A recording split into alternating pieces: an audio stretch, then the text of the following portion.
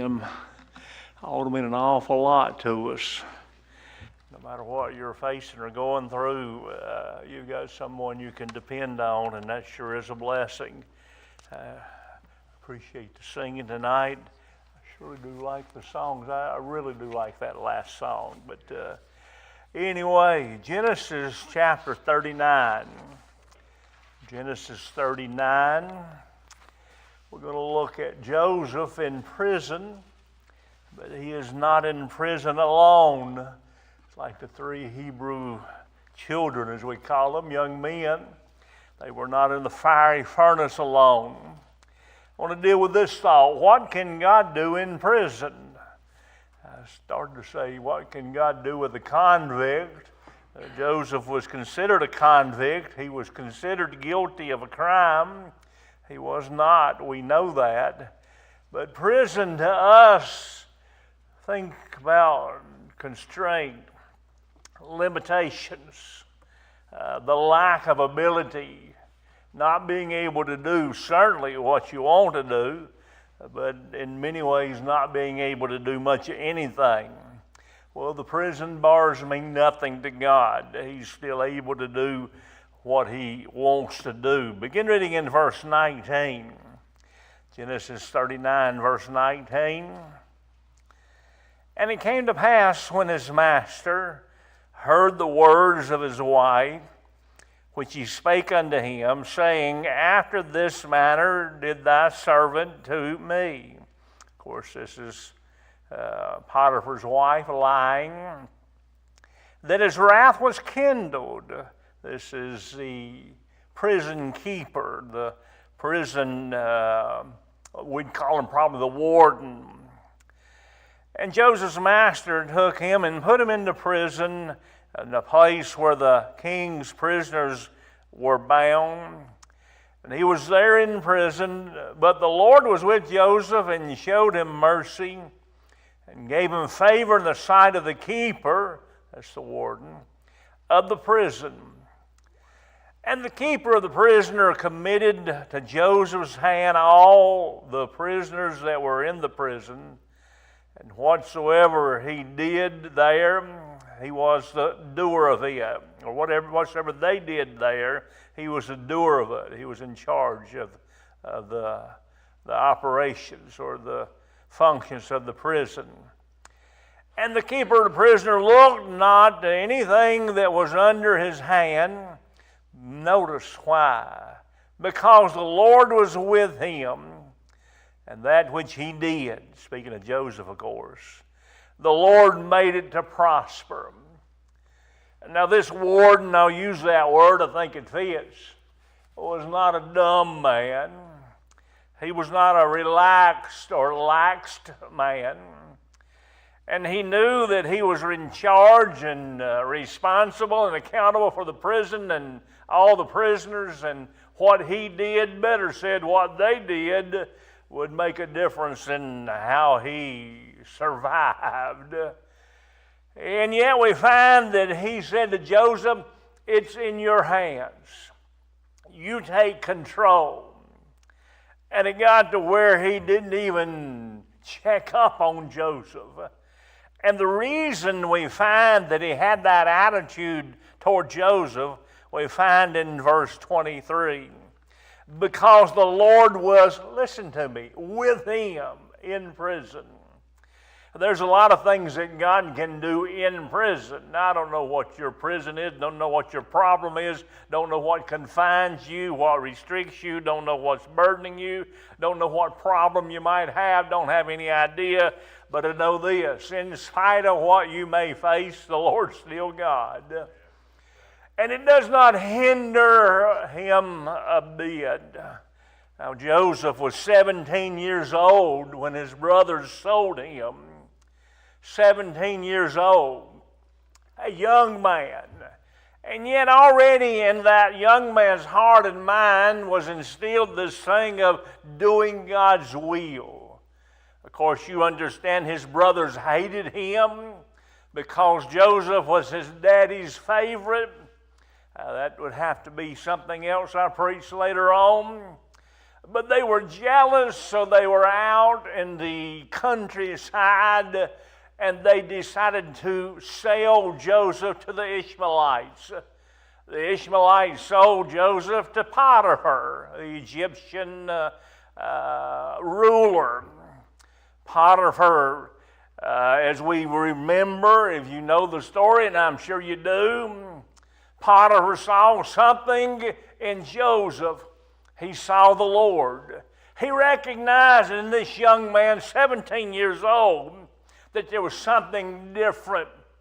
He saw a man who knew God and served God, loved God, and was going to do God's will. But he also noticed this. Whatever Joseph did was prosperous. So Potiphar put him in charge. You understand, you remember probably, Potiphar's wife pursued Joseph, and he ran away and got out from her presence, but she lied and said he had forced her. And Potiphar puts him in prison, unjustly, of course. But even in prison, Joseph did not let his circumstances defeat him. We'll speak about 2 or 3 different things tonight. One thing is God in prison and how he helps Joseph, but also Joseph being in prison and how he keeps walking with God and serving him. Most of us, we have to be honest, would just say, if this is what living for God is, I don't want to do it. If this is what I get for serving God and putting him first, I think I'll try some other kind of career. But Joseph, even in prison, keeps serving God and walking with him. And the verse that I have on my heart, even back in chapter 39, verse 1 and 2, it talks about the Lord was with him. The Lord was with Joseph. No matter where he was, no matter what circumstances he faced, he walked with God and served him with all his heart. But now he is in prison. What will he do? We see it already. He is still serving God. He had come to the point, like Paul would comment later on, I have learned that whatsoever state I am in, therewith to be content. Whether he is the favorite of the dad, or if he's a leader with Potiphar, or if he's in prison and locked up and restrained, he is in essence saying, my God is still God, and I will walk with him. How we need to get that attitude. What can God do in prison? Notice what it says again, verse 20 and 21 of chapter 39. Verse 20, Joseph's master took him and put him in the prison, a place where the king's prisoners were bound. And he was there in prison, but the Lord was with Joseph and showed him mercy and gave him favor in the sight of the keeper of the prison. I believe that we find here this word, protection. I say that not because he's locked up in a prison, not because he has got the bad end of the deal, but listen, Potiphar's wife has accused him of forcing her. If Potiphar had done what he really wanted to do, he would not have put him in prison. He would have put him to death.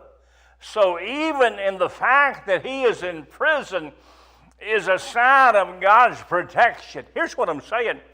It could have been worse. Now, I have to think in prison, it says that they were locked up, chained up, can't go where you want to go, can't do what you want to do, confined in that restricted place.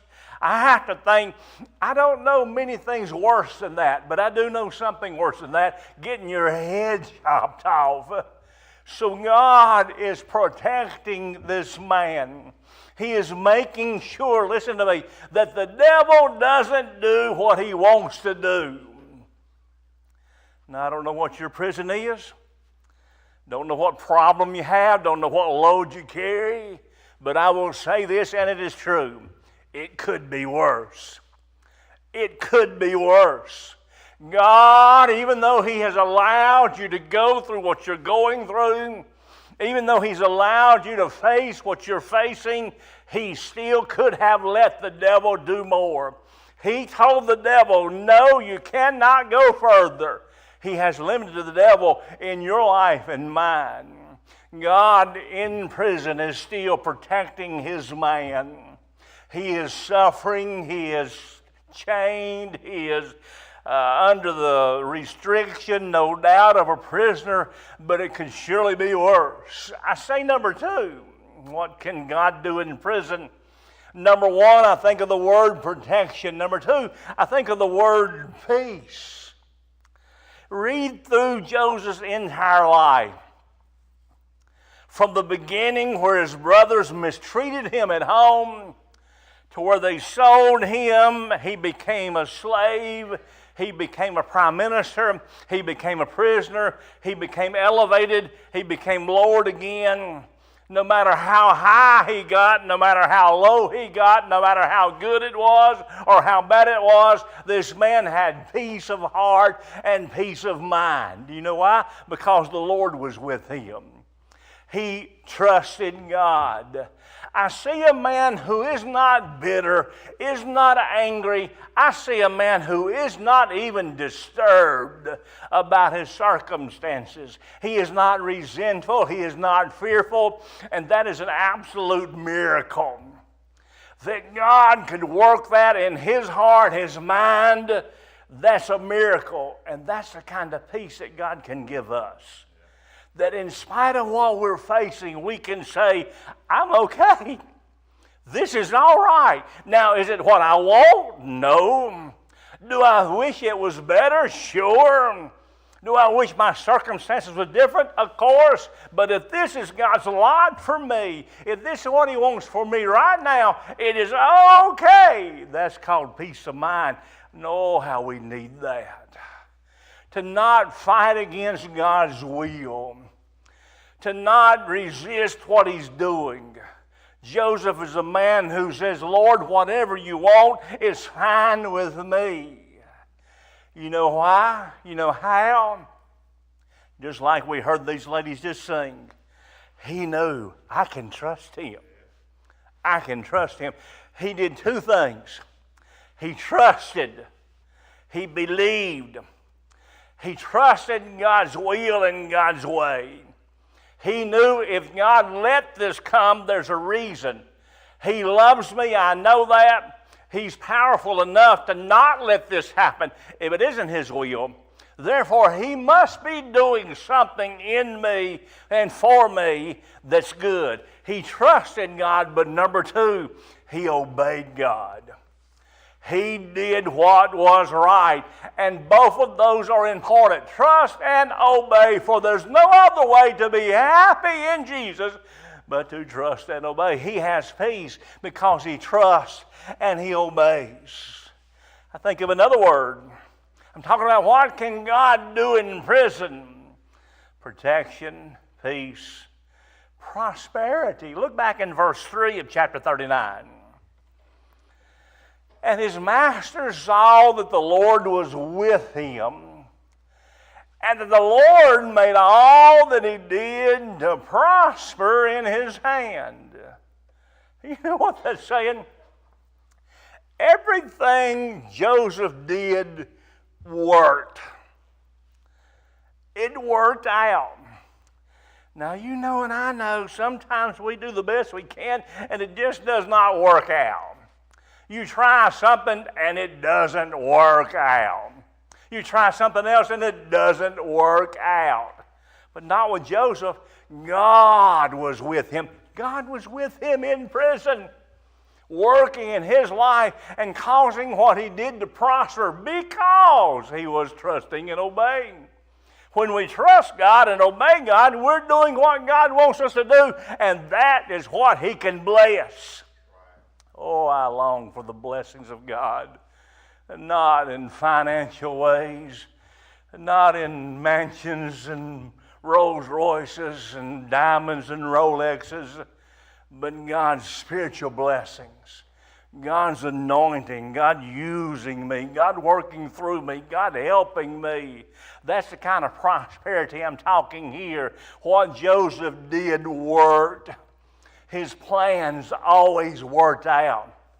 The things he did always came to a good end. There was prosperity in the prison because the Lord was in prison. Now, some can't handle prosperity. Some can't handle the blessings of God because it goes to their head, or they relax their guard, or they swell up in pride, and either one of those is a quick way down. But Joseph can handle prosperity. He can handle the pain and the prison and the prosperity because he trusted and obeyed. There's another word I want to use, not only protection and peace and prosperity, but I want to use the word promotion. Look in verse 21. But the Lord was with Joseph and showed him mercy and gave him favor in the sight of the keeper of the prison. And the keeper of the prisoner committed to Joseph and all the prisoners that were in the prison. And whatsoever they did there, he was the doer of it. And the keeper of the prisoner looked not at anything that was under his hand, because the Lord was with him. And that which he did, the Lord made it to prosper. We find here promotion. He got promoted everywhere he went. Now, there's no doubt he got promoted with Potiphar, but then he took a nosedive and ends up in prison. But then he starts, or continues, I should say, to trust God and obey God, and God begins to bless him in prison, and he goes up again. Well, it's not going to be long. He's going to take a nosedive, but right now he's getting promoted because God knows he can trust him. He is still trusting and obeying. And he has more responsibility now than he did before. Now, I don't believe he was striving for promotion. I don't believe he was a gung-ho, energetic, Joel Osteen, that kind of mega church, make it big, only big means blessings. I don't think that was his attitude. I certainly do not believe he was endorsing self-promotion of, I want to make a name for myself. I want to be high on the totem pole. I don't think that at all. We don't see it in his life or in his heart. But he is just serving God. And God is able to promote him, give him greater responsibility, elevate his way through even the prison. I'm talking about what God can do even if we're in prison. I think about this word, talked about protection and peace and prosperity and promotion. I love this one. Patience. Look in chapter 40, verse 23. Notice what it says. Listen to this. And yet did not the chief butler remember Joseph, but forgot him. Now, we've jumped over the story here. You probably remember there was a butler, there was a baker in the prison. The reason they were in prison is because Potiphar got mad at them and threw them in prison. So Potiphar's not a nice guy. He's just not. But the butler and the baker both dreamed dreams. And Joseph heard about the dream, and they came and asked Joseph, and Joseph told them interpretation of the dream. And he said, in 3 days to the butler, Potiphar will elevate you and release you from prison. But he said to the baker, in 3 days, Potiphar is going to kill you. I don't think I'd like that kind of prediction. But that's exactly what happened. And Joseph said to the butler, now I have given you what God has given me. I have told you the interpretation of the dream. When Potiphar lets you free, when he sets you free, tell him about me. Remember me. Don't forget me. And the butler said, oh, I couldn't forget you after all you've done for me. And guess what? He forgot about Joseph. And because he forgot about Joseph, Joseph was in the prison 2 more years.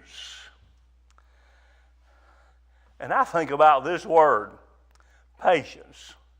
Because nowhere in that 2 years do we still find Joseph. We still do not find him being resentful or angry or anxious or accusing God or accusing even the butler. We find a man, guess what? Still trusting and obeying God. And I am convinced that kind of peace comes from God and only God. You don't manufacture that in your mind. You don't get that from a self-help book. You don't get that from a 12-step program. You get that from God. But listen, the patience of waiting on God, you don't get that either from anything else other than God. He waited 2 more years. You know, he understood something. Even though I'm in prison and I do not want to be here, it's not like he enjoyed being in prison. He wanted his freedom as much as anybody. But he realized God is doing something. And even though I don't see it, and even though there's no evidence whatsoever that I can see with my eyes or hear with my ears, I know my God is working. And in his timing, I will get out. His will be done. And that's called patience. Here's the word, waiting on God. That's something that God needs to work in every one of us, including me, especially me, to wait on him, to know God is at work. So what do we need to do when we're in prison? I've tried to look a little bit about what God did for Joseph and how he worked in his life in such a real way. Now, if we're with the problem, if we're facing some hard times, if we've got some issues going on, what do? I think, number one, we have to work. We need to work. Joseph, no doubt, he does the job that he can do. Now, there's things he can't do because he's in prison. But what he can do, he does. And while we're going through our prison, while we're going through our problems, our issues, our difficulties, while the devil's fighting us, we need to just keep serving God. Genesis 39:4 says, Joseph found grace in his sight and he served him. Talking about the man. He served the Lord by serving people. Here's my point. Joseph did right. Trust and obey. He did right when it wasn't easy to do right. When everyone around him said, I wouldn't do right if I was you. If this is how your God treats you, I wouldn't do what you do. If that's how Potiphar treats you, I wouldn't treat him right. If that's how the prisoner, the jailer treats you, I wouldn't do him right. But Joseph still did right no matter what. I'm talking about work, serve God. Paul wrote it like this, whatsoever you do, do it heartily as to the Lord. Not to the men, but to God. Do it for the Lord. Do right when it seems like it's doing no good to do right. When we're in prison, we need to work. When we're in prison, we need to withstand. Joseph withstood a lot. He tolerated a lot. He endured a lot. But guess what? I know someone else that did. Now, I know a lot of people in the Bible that withstood a whole lot, went through a whole lot, or faith went through a whole lot, but I think first of Jesus. Because here's what it says about him. Before him, he endured the cross. For the joy that was set before him, he endured the cross. I'm telling us, there are some things we are just going to have to go through. Now, Joseph could have said, this is not fair. if this is what I get for being a good son, this is what I get for being a good believer, if this is what I get for following God, I'm quitting. He could have said that, but he kept on serving God, and he still kept being faithful, even to the memory of his father, even though he's miles away. He kept doing right. He withstood what he was facing. There's some things we've just got to endure. Endure. It's a word that almost puts weight on you just saying the word. Enduring isn't easy, but there are some things we are going to have to face. The word endure means to undergo. It means to go through it. It also means to remain. It means to go through it and be faithful. Don't run, don't quit, don't give up. Stay where you're at and serve God in spite. He withstood. It says he withstood. Now, not in these words. It taught.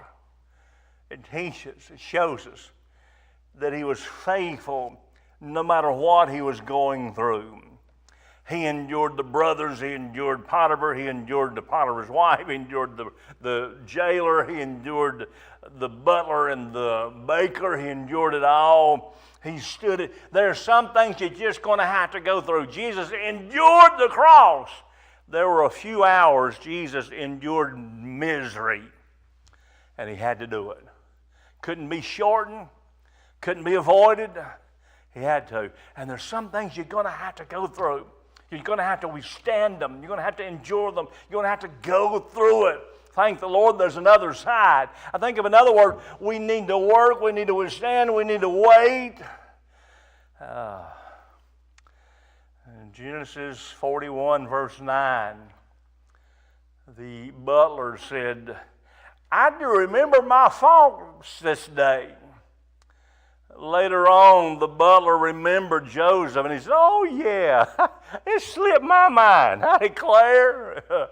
Well, I guarantee you it was more serious to Joseph than this man's attitude. He said, I remember. Joseph now has been waiting for 2 years for this man to remember him, the man he helped, the butler to be remembering him. He waited. But he's not waiting on the butler. He's waiting on God.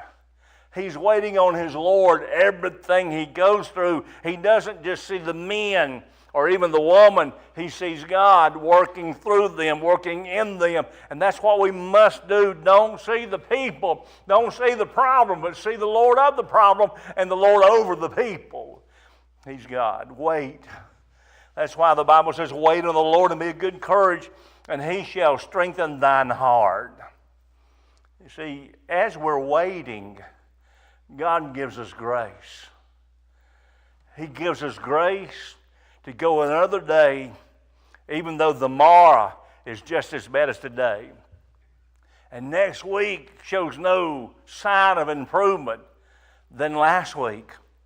But God's grace helps us to wait and to endure and be faithful until he does do something. It may be heaven, or it may be help down here. I don't know. We'll have to leave that with him.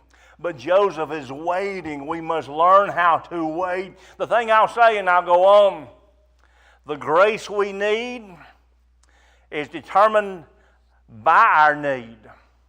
Now, I have to say, I think Joseph needed a lot of grace. With all he went through, I sure would.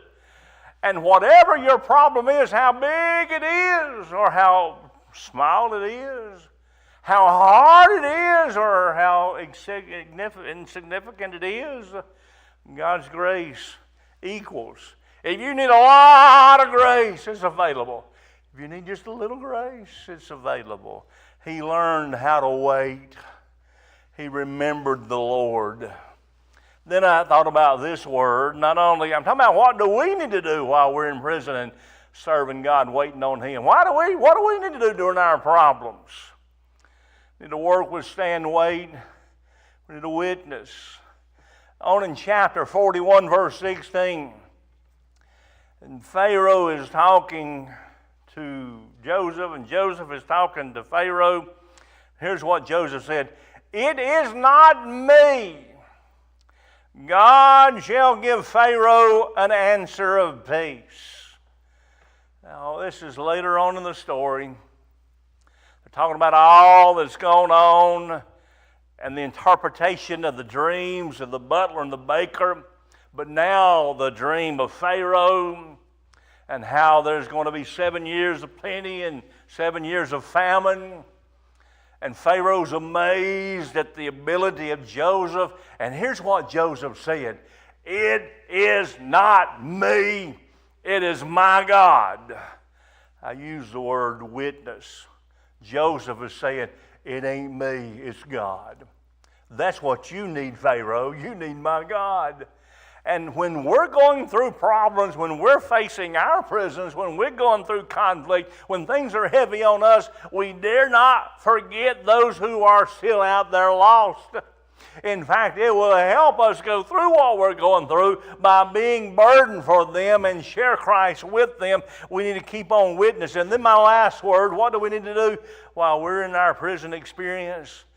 Work, withstand, wait, witness, and worship. Some of my favorite words of the Bible. Genesis 50, verse 20. He is now speaking to his brothers. Joseph has been elevated in Egypt. He has become almost as high as Pharaoh. He has been in charge of the corn and the wheat and the gathering of food, because there's famine everywhere. And people from all over the known world have been coming to Joseph to get their wheat, that they might survive and not die from the famine. And guess who happens to come in? His brothers. And finally, he reveals himself to his brothers, and they are scared to death. He is going to kill them. But here's what he said in Genesis 50. God meant it to good. You meant it unto bad, but God meant it unto good. I use the word worship because that's what he's doing. He is pointing his heart and his finger toward God. My God has been good.